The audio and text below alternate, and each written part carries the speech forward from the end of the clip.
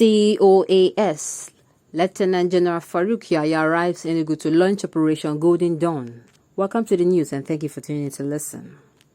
The Chief of Army Staff, Lieutenant General Farouk Yahaha, has arrived at the 82 Division of the Nigerian Army in Enugu to formally launch exercise Golden Dawn military formation for the Southeast.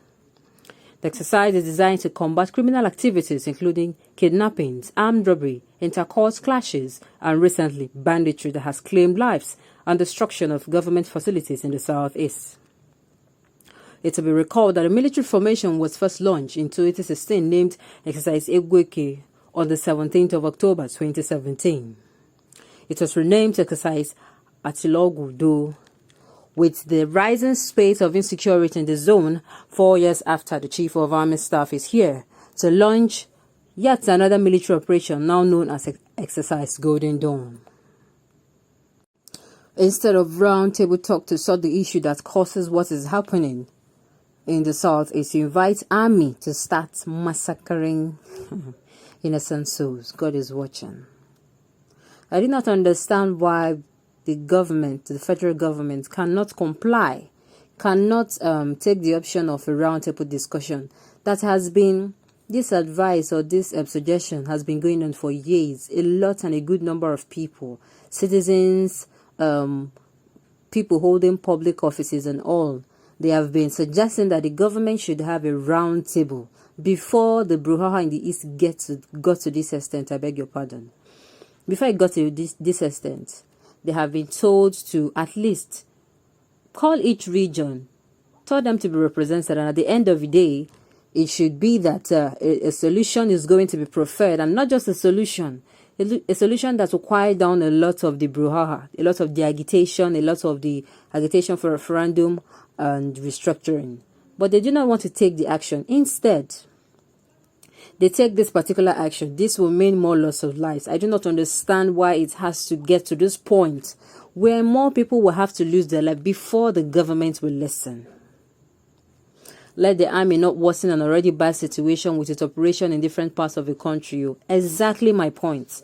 This thing is going to cause a lot of more loss of blood. A lot of innocent life will be lost in this. And I'm not even going to be surprised if innocent civilians now in the Southeast goes down for this. Yes, it wouldn't be fair at all. It wouldn't be fair. It would be very unfair and unjust.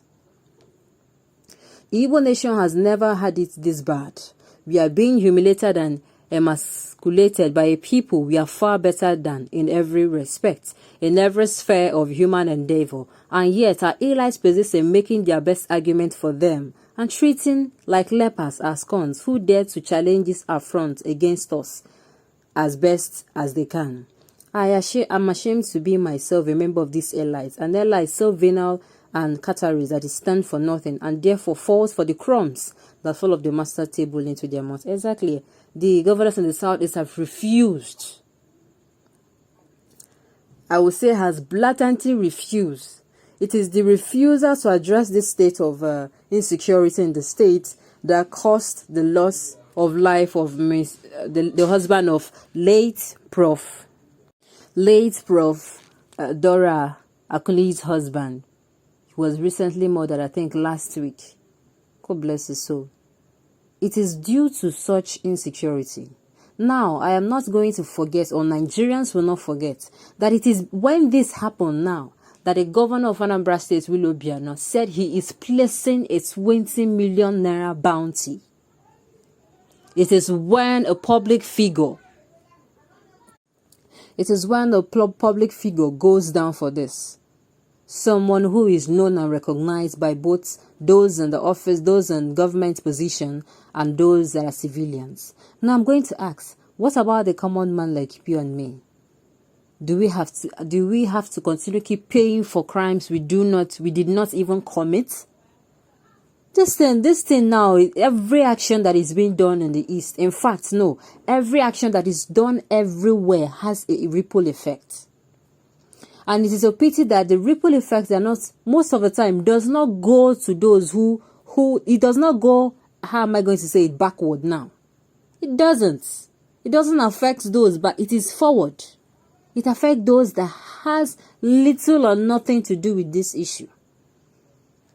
Okay, now they are sending soldiers. They are sending General Yahaha down to Enugu to start up something. And if a retaliation happen now, which of course I know that the people of the Southeast will want to protect their lives, then it's going to be saying that the Southeast is causing the brouhaha or is worsening the insecurity. I keep saying it. If we do not deal with insecurity in the land, in the country first, if we do not deal with insecurity that we all know, and we do not stop the marginalization of the common man, we do not stop the dehumanization of the common man, we do not stop being unfair and very, very biased, we do not stop tribalistic, I beg your pardon, we do not stop being a people who does not love each other, who deep down in our hearts we know that this country cannot be united, but still we keep deceiving ourselves and deceiving others that on our lips we keep saying that our unity is not negotiable. If we do not stop this, more brouhaha will rise up in different parts of the country, and then it will be a thing of everybody is going to be affected. I have said it and I will keep saying it. If you stay in Nigeria and you think that the state of insecurity will not get to your door, I am going to say, arise, O dreamer.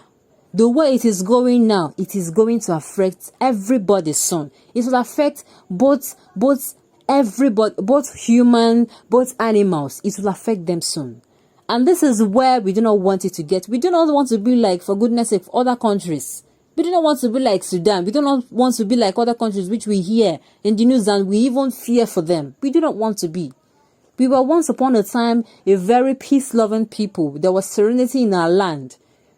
Once upon a time in the history of Nigeria, there was nothing called this kind of brouhaha and this type of banditry or terrorism. No. But these things have been travelizing Nigeria for a very long time. The federal government keeps romancing this issue and it keeps spreading. Because of the dehumanization and this terrorism in the states, coupled with our tribalism and our ethnicism, and favoritism and nepotism, this particular issue now, the people are tired of talking to a government that do not listen to them. The government do not listen to us. They do not even feel for what they do not know what it feels to walk in our shoes. All they do is take, and at the end of the day, they leave. No particular leader has come into power and say, okay, and do and at least disappoint us. We know that our leaders, our leaders, most of them, they are very self-centered. Some of them are very self-centered, but we want to be disappointed. When you go into office, you wow us. You put things right. There's equity, there's justice, there's fairness. You call attention. I have said it before and I will say it again. If Nigeria does not amend its constitution to be a kind of thing where if you're in office and you're not doing your duties, you are unable to do your duties as supposed. No government should say, oh, infrastructure, there is no money for infrastructure. No. These things are common things that the country needs to develop. Where had all the funds been going to? Recently, they said there is no money, they keep borrowing. But I'm hearing that the people of, the governor of Imo State is saying that the government will give it $120 million. $120 million that is supposed to be used to be channeled into the stability of security in the state. It is so fair and unjust. And we keep deceiving ourselves and saying we really want Nigeria to be one. And I believe that the people of Nigeria at this point, we are tired and we are fed up. And that is why the agitations going up every day keep going up.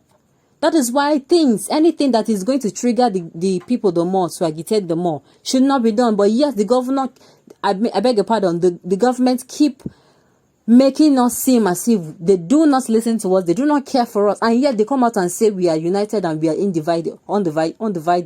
I beg your pardon, indivisible. It is very, very unfair.